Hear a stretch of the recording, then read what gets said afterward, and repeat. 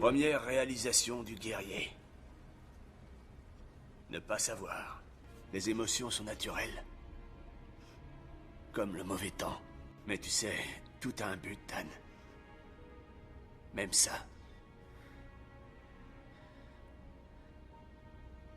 Et c'est à toi de le découvrir.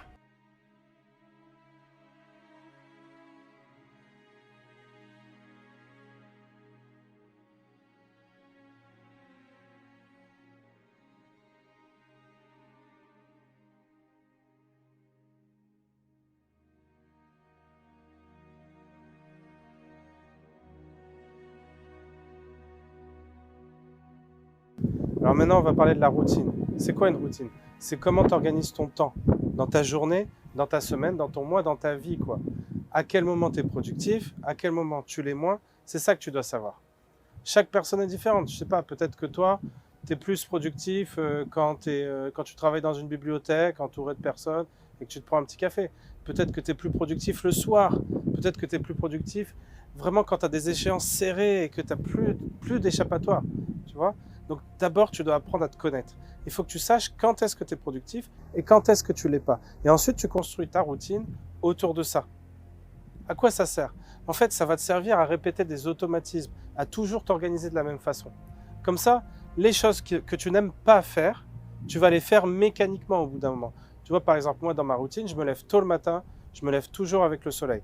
Et je me couche assez tôt le soir. Parce que je suis comme ça, moi je suis un gars du matin. Peut-être que tu es un gars du soir. Et moi, quand je commence ma journée, je commence toujours par tout l'administratif que j'aime pas faire. Tout ce que je déteste, je le fais toujours en premier. Moi, je suis comme ça. Je commence toujours par ce que je n'aime pas faire, mais que je suis obligé de faire. Et les choses que je préfère, je me les garde toujours pour la fin, tu vois?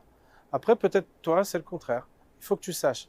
En tout cas, retiens que tu peux pas copier la routine de quelqu'un d'autre. C'est pas possible. Tu dois te faire la tienne. Chacun a sa routine.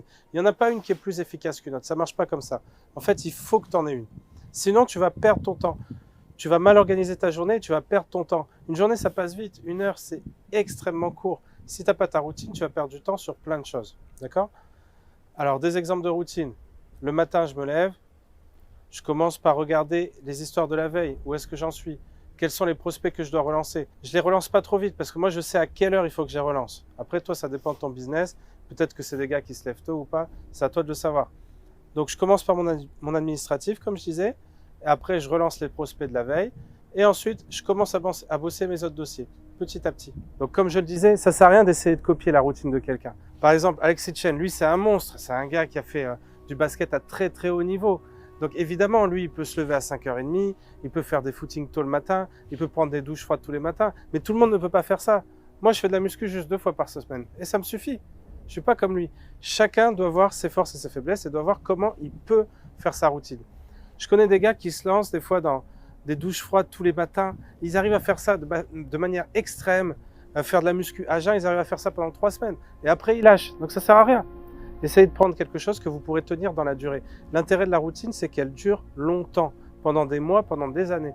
Et elle se transforme petit à petit, elle s'améliore. Après, moi aussi j'ai un conseil par rapport à la routine, c'est de bien séparer le boulot du perso. C'est pour ça que quand je bosse dans mes dossiers, quoi qu'il arrive, je me mets dans un bureau. Je bosse pas de chez moi. J'essaye toujours de bien séparer les deux. Ne bossez pas dans votre lit. Je sais que ça peut être sympa, que ça peut être agréable d'être recroquevillé sur son lit, avec avachi dans un canapé et tout, mais c'est pas bon. Quand tu bosses, tu dois être posé de manière confortable sur une table, dans un bureau, avec quelque chose de bien clair et net. Comme ça, quand tu as fini ton boulot, tu coupes. Et là, tu passes à autre chose. Garde bien ton équilibre entre la vie perso et la vie pro.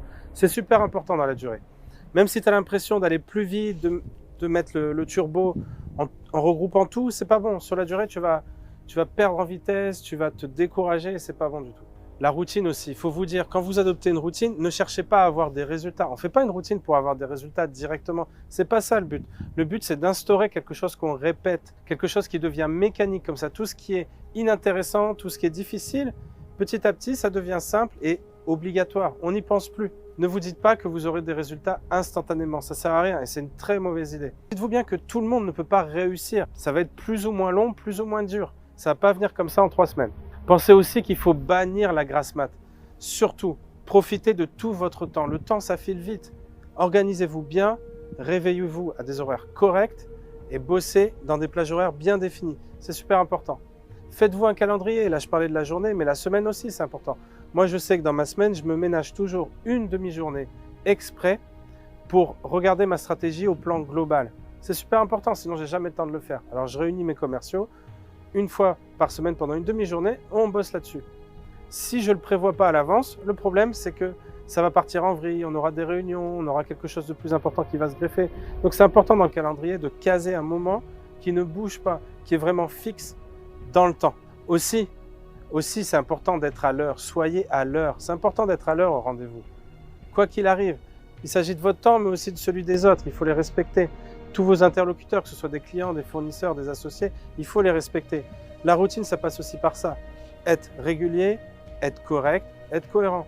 Enfin, encore une chose, mais une chose un peu cruelle. Dites-vous bien que même si vous faites tout ce que j'ai dit dans les vidéos, même si vous faites tout ce qu'Alex a dit, même si vous prenez votre temps, que vous analysez tout, ça ne veut pas dire que vous allez réussir. Seuls certains d'entre nous y arrivent, c'est comme ça. C'est la cruelle loi du business. Ça dépend de ce que vous faites, mais ça dépend aussi du marché. C'est comme ça. Étant jeune, je regardais beaucoup la télé. Pas les programmes, je les trouvais vraiment nuls dans l'ensemble. Je regardais la publicité. Pour moi, elle représentait la vérité. Et la vérité m'interpellait. Où est ta Cadillac? Où est ta montre de luxe? Tu ne sais pas qu'un jeune homme ou une jeune fille qui n'a pas réussi financièrement à notre époque n'est qu'un tas de merde? Ça me donnait envie de mentir, voler, de tout faire pour ne plus avoir cette sensation de peur, cette sensation d'inutilité. Alors ne croyez pas que j'ignore ce que vous éprouvez. Je ne me rendais pas compte à l'époque à quel point c'est facile de trouver la paix.